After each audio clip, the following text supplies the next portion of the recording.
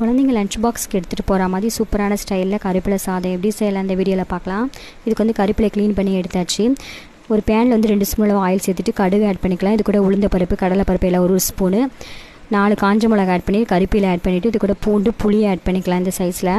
இப்போ இதெல்லாம் நல்லா வதங்கணும். கருவேப்பிலை கிறிஸ்பியாக வதங்கினதும் நம்ம ஒரு மிக்ஸி ஜாரில் மாற்றிக்கலாம். இல்லை வந்து 1/2 ஸ்பூன் அளவு வெந்தய பொடி, உப்பு சேர்த்து நல்லா அரைச்சி எடுத்துக்கலாம் தண்ணி ஊற்றி.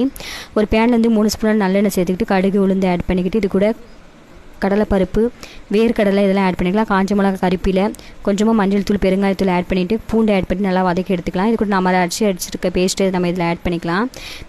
பேஸ்ட்டு நல்லா வந்து எண்ணெயெல்லாம் நல்லா விட்டு நல்லா வதங்கினதும் நம்ம சாதத்தை போட்டு, நம்ம சூடான சாதத்தை போடாமல் கொஞ்சமாக லைட்டாக ஆறின சாதத்தில் லைட்டாக எண்ணெய் ஊற்றி மிக்ஸ் பண்ணி வச்சுட்டு இந்த மாதிரி நம்ம பெரட்டி எடுத்துக்கிட்டிங்கன்னா சூப்பரான கருவேப்பிலை சாதம் ரெடி ஆகிடுச்சு. நீங்கள் குழந்தைங்களுக்கு லஞ்ச் பாக்ஸில் இந்த மாதிரி ரெசிபி செஞ்சு கொடுத்தீங்கன்னா ரொம்ப விரும்பி சாப்பிடுவாங்க. ஹெல்த்தியானது. இதுக்கு அப்பளம் மட்டுட்டு வச்சு சாப்பிட்டாலே ரொம்ப டேஸ்ட்டாக இருக்கும். கண்டிப்பாக ட்ரை பண்ணி